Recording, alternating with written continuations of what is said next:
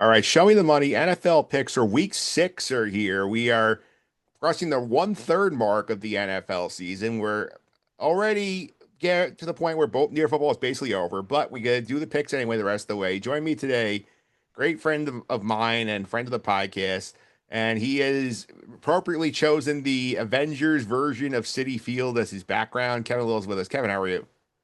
Not too bad, Mike. I knew you'd appreciate that. Last time it was City Field from the 7 train. This time it is City Field from absolute the doldrums here.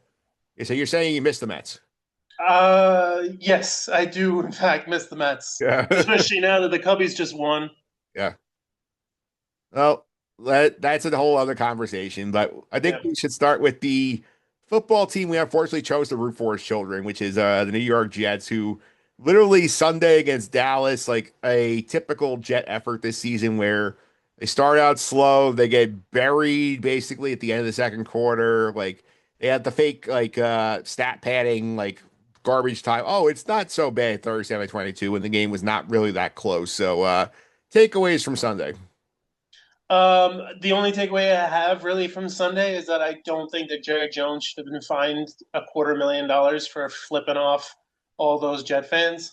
Uh, that team, even the people that decide to go to that stadium, they all deserve what they expect when they go there on Sundays.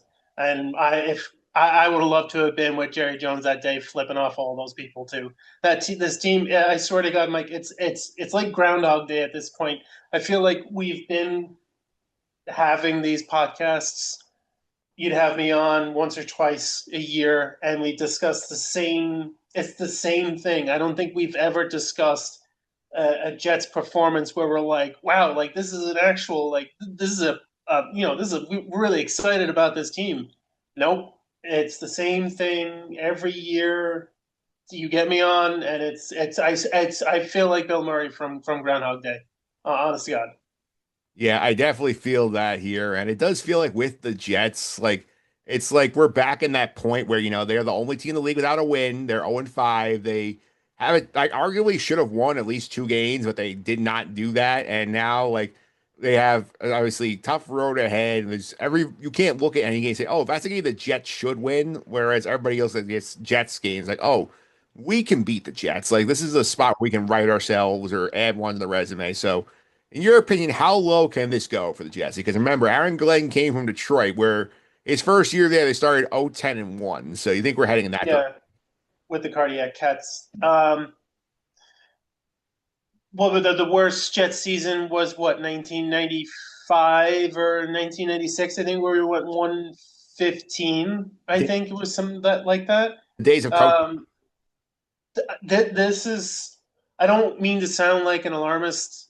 Like, could they win at least 3 games this year? I at this point, I have a feeling from what I've been seeing, I don't think that's possible. I'd like to be a little bit more optimistic. I'd like to not be one of those records like the Browns were, and who else went like Lions. undefeated recently. Which, Lions. yeah, like I don't want to be in that conversation. I don't want to be, but I mean, it's bad enough that the Jets did go 1-15 all those years ago. So, like, could I see them getting like I don't know 3-14, 3-14, 4-13? But honestly, all that feels generous at this point, and especially with the way our defense has been allowing what was it? Or I have the numbers here. The Jets have put up like 157 points in 5 games. 112. That's for the offense. Is 112 points total. Like it's just it's not conducive to a good football team. Yeah, I would say for sure, like the number one pick is definitely in play for the Jets because I feel like there's a good chance this is like a 2-15 operation because you have a coach trying to learn on the job how to get the most out of his team. You have a lack of talent on the team. You have a lack of discipline on the team. And there are games like that, like you should have won, you did not win already. And like I think they'll get a couple on the back end, but I don't know if they'll get enough to avoid that like top pick territory. And also we have a new GM too. Yeah. Um, And so, yeah, do I want to cut them a little bit of slack? Yeah, but it's just I can't. You give them enough rope, and they just it's like there's so many movie references out, but it's like that meme with what's his name, the first time. What's his name? The guy from Pineapple Express. He has the noose around his neck. You know the meme Oh where the yeah, guy. yeah. When he's looking at the guy next to him, he's like, first time. Yeah, first time. Like I feel like that, but like it's the same person. I don't know how to describe it. It's it's one of the worst franchises, and it gets even worse when the New York Times released an article yesterday that there was some conspiracy to frame the president or the owner of the team into some kind of sexual harassment case, and it's just and then you can't you try to get away from that. And all of a sudden, Mark Sanchez is stabbing a DoorDash driver in an alleyway in Indianapolis, or whoever this poor bastard was. It's just you can't get away. And then immediately people start sending you texts about butt fumbling again, and it never stops. It never ends. There's always something. Yeah, always something. Yeah, I'm glad you brought that lawsuit thing up. I've been keeping an eye on this story here, and like, it just feels like one of these things where like the owner like claims he's gonna get out of the way, but like we have all of these examples over the years of like the things going on here, like where like we have these negative culture stories, we have like this now we're framing somebody to frame the president here. We have everybody who give bad mouthing them out the door, like. I don't know how long he's gonna sit aside here and let these guys work, the new guys. So like for me, it's just a matter of like you have like no matter how hard Glenn and Darren Muji try to fix things, like when you have a circus environment at the top, it's really hard to overcome that. Yeah, I mean, if the culture is bad at the top, it's just going to precipitate down to everyone within the offices and straight down to, some of the hardest working people that would be on the sidelines, whether it be the people, the ground staff and stuff like that. There's some of the hardest people, but if they don't feel the appreciation or even the actual someone trying to generate a culture of winning, and it's more of like you show up, you punch in, and then that's it. Like the same thing is going to echo amongst everyone else in the staff as well as those on the field. And who knows what's going to happen at the end with this team at the end, come the trade deadline. We could see a lot of names going. We could see this whole team getting blown up entirely. And have I don't know if I felt more confident about the coaching staff and the GM. I just don't know them right as well. But like if I had a little bit more confidence in them, then maybe like I could see them blowing it up and figuring out like culture. But if if Woody Johnson is still at the top, I don't see anything changing. I see it just being the same thing over and over and over again. Let's build up the hope and then take all the money and then crush everyone's feeling. And then that's that's that's how I feel with them. Yeah, I think this week's a very interesting spot for them too because they go to Denver. I mean, I had the Denver game going in London here. It's the first time the Jets have hosted a game in London. They've been the away team a bunch of times here. And we know how much Woody loves his London experience. He's the UK ambassador in Trump's first term. He has Yep. a lot of buddies over there. He is, very tapped in. He wants to be prideful in front of his buddies here. Remember, last year them losing in London was the reason that Salah got fired, in my opinion, because like it was Yep. not. I think he got embarrassed from his rich friend. So like, if the Jets go over here and they're in a tough spot with Denver, just beat the Eagles like unconvincingly on Sunday at the comeback. If the Jets lose this game, I think there's a chance that something happens here. Whether I don't think it's the coach. Maybe we could see a coordinator sacrifice. Maybe somebody loses play calling. Do I think like Woody will demand a sacrifice? The Jets can't get embarrassed again. I think you have to do something. It's going to be on a stage in London, as you said. Woody, at this point, he might as well just sell the Jets or move them to London at this point, because the man is just obsessed with England in general. And here I am wearing a London like football jersey, like a soccer, like the Arsenal soccer jersey. He and if they lose it on Sunday, then yes, I agree. Someone has to get sacrificed. But then again, it's the same thing. I mean, Me and you haven't been to a Jet game in how many years, Mike? At At this least, point, at least nine. at least 9 years, and yet we talk about them every year, and we try to watch the game every Sunday.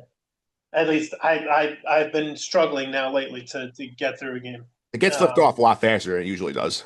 yeah, yeah, that's for sure. Well, especially now that Rangers hockey is back, and I can't watch the Mets in the postseason. Yeah. Well, that's something to keep an eye on here. I do think that like Woody's track record shows that the Jets go to London and like are losing like 21-3 in the fourth quarter. The fake comeback won't be enough. I think he will say, okay, like he wants something to be changed, whether it's like, Steve Wilkes either gets fired or loses play calling responsibility, whether it's, like, do we change some personnel decisions here? Like I think Woody will want his pound of flesh. And like I think like that's something that's gonna be interesting to see, considering like he's vowed to stay hands off this time. He said, I'm gonna let the guys do their job. And like we'll see how patient he is.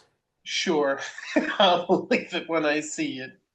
Yeah. Yeah, Yeah. someone. So if they lose, someone is being shown the door. Yeah. I think at minimum somebody's losing their responsibilities, having their responsibilities diminished. Definitely. All right, so let's get to the reason why here. We're going to do the picks for week number 6 here. And to reset what we did last week, I had remember Sean Rowe of the Sorry to Interrupt podcast stop by. So we had some fun with Sean. We're going to go ahead and reset the picks we had last week. So Sean's week, he went an interesting week. He took both local games for his pick. So he went 1-2 on the week. He had the Giants getting the point and a half against the Saints. Then we saw Jackson Dart just turn it over, and lose that game. He had the Browns plus 3.5 in the London game, and he got a bad beat there as they were winning that game till the end. He nailed the Cowboys though. Mm. What was that? Their first Cowboys' first win against the Jets in how many seasons or how many years Well, the first at win here, home? yeah, because they beat Oh, them 20. They beat them the year Rodgers got hurt. oh yeah, that's right.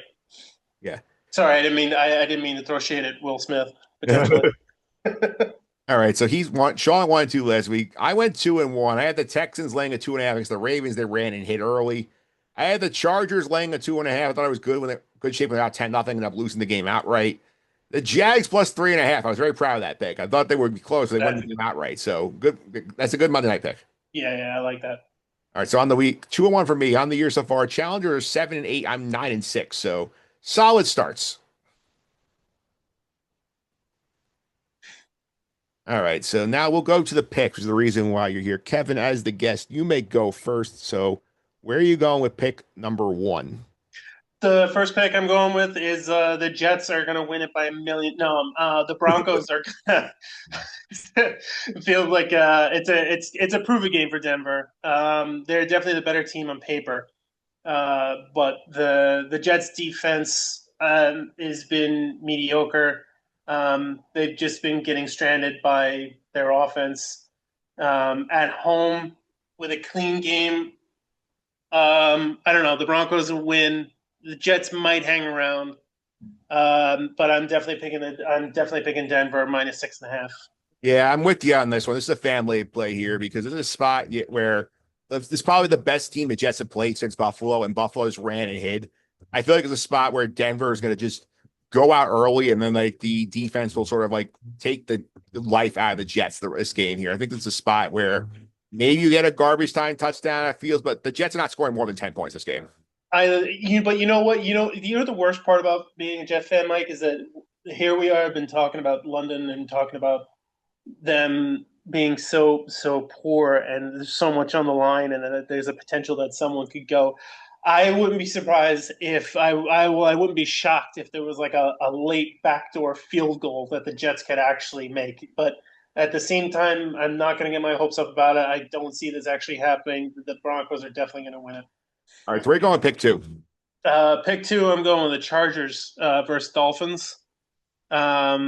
Miami's banged up. They're inconsistent. I really don't like their coach. I don't know. I can't find a single person that does like their coach anymore. He was like the cool new hip kid when he came in a few years ago, but now everyone I think is kind of sick of him. The Chargers are starting to like finally click a little bit offensively. Herbert's got a better line. He's got a better defense, as well as home field. I'm going to say the Chargers by a touchdown. I think they're the better team, better quarterback, in the better spot. Yeah, I like this pick. Like, obviously, like they didn't do well last time they went east and played the 1 o'clock body time, the 10 a.m. body time game against the Giants. But I think they're more locked in here after losing two in a row. And Miami is just been outside of when they played the Jets, they've been bad pretty much every game they've been in this year. They were close against Buffalo, but they blew a 17-0 lead to Carolina last week, a game Yeah. they should have had. So I feel Yeah. like spot where like the coach is getting fired by Halloween. It's a matter of like if this is the game it does or if it's another one. Oh, definitely. Yeah, I mean, this weekend could be a big weekend for the AFC East. All right, let's pick two. We're going to pick three. My last pick is the 49ers at the Buccaneers or versus Buccaneers. Yep. The 49ers are getting plus 2.5. And the Bucks are a gritty team, but the Niners roster has some depth. Um, Purdy is out from what you've told me recently, or he's injured. Yeah. But I mean, you know, Shanahan and their defense give me the 49ers plus the points. Yeah, this is an interesting spot for this game because from what it sounds like, Brock Purdy's not going to come back for this game. They do Yeah. have free. They still do have most of that defense intact. Mac Jones has played well in relief of Purdy here, and they are now the line flip basically always started that Purdy's going to be out. Bucks have been vulnerable. They've not won their games by more than like a handful of points each week. The 49ers had 3 extra days of rest, so I think the spot the 49ers could make a statement here and go get this game, get the 5-1. Listen. The way I look at all these picks, whenever I do these three picks, if you're playing conservative, the Chargers are your anchor. 49ers, if you want a little bit of value, they're definitely your sharp play. And if you're feeling a little bit bold, the Broncos to cover is your risk reward pick. So that's where I'm at. All right, so that's where Kevin's at here now. So I already tipped my hand on one pick. I went with the Broncos at pick one. Pick number two, I'm going to lay the 7.5 with the Colts against the Cardinals here. And anybody who saw what happened with Arizona last week, when they were basically one play away from making the Titans pick up their ball and go home and lose the football game after all of that, there's a lot of chaos there. Now we got the coach having to apologize for putting his hand on his players after a sideline blow up here, Oh yeah, trending the wrong way. I think the spot where they go to Indy, and I don't think they show up. I think the spot where they get their doors blown off. So I here. I I think. agree. All right, so that's pick two. Pick three. I'm going to go to the Sunday Night Football game. I'm going to take the Lions as 2.5-point underdogs in Kansas City. I think this line is purely the Chiefs are home. The Chiefs are great at Arrowhead. They've been looking a little better of late. We have not watched Detroit play enough here lately. Detroit has been like steamrolling. They lost in week one to the Packers. They are playing much better football than Kansas City is at this point. Their defense is firing all cylinders. I think that this is a spot where Detroit has gone in here and won in this building. They won here in 23 when they sort of announced their arrival in the league. I think they come in here again and beat the Chiefs again and put them down at 2-4 and they can start questioning again if the Chiefs are in trouble. So I love Detroit in this spot. They're playing great football. I think they make another statement on Sunday night here. So give me Detroit, my last pick of the week. Nice. All right. So those are those are the picks on the board. So to reset where we are entering week number 6 here for the pick, Kevin has gone with the Broncos laying 6.5 in London against the Jets at 9:30 in the morning. Kevin, how many pints you can eat to get through that Jet game on Sunday morning? Pints? How many pints is that what you said? Yeah, how many? I have high cholesterol now, so what the doctor said. So all I'm having is seltzer. Okay. So, Maybe I don't know. Maybe I can find something else out in the street. all right. The Broncos -6.5. The Chargers -3.5 in Miami against the Dolphins. 49ers +2.5 on the road in Tampa. My picks. I'm with the Kevin family playing the Broncos. The Colts laying the 7.5 against the Cardinals, and the Lions getting 2.5 in Arrowhead Stadium against the Chiefs on Sunday night. Those are your picks for week 6 on the podcast. And I will also point out here, Kevin, that like I was in the knockout pool. I was a victim of the Cardinal chicanery last week. So that I'm Oh, out. really? Yes. That is literally, I think, the worst possible way for a team to blow a knockout game. When Oh yeah, that's an awful way to go out.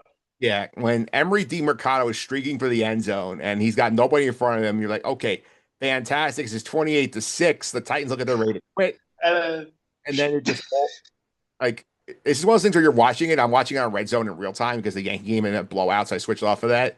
yeah, Like once I saw that, I'm like, okay, like that's not great. Like then once I said I have a feeling they will blow this game. And then when you had the crazy sequence where they pick the ball off and then they fumble it and it falls in the end zone or a touchdown, like they are definitely blowing this game in some form. yeah. That's an awful way to go out, Mike. Yeah. Especially like a really bad beat of the years. I also had the Rams in week 3 when the only thing that would have beaten me was a blocked field goal for a touchdown. That's exactly what happened. It's like Murphy's Law. What can happen will happen. Absolutely. Kevin, thanks for all the time. Really appreciate it. Thanks, Mike. Always a pleasure.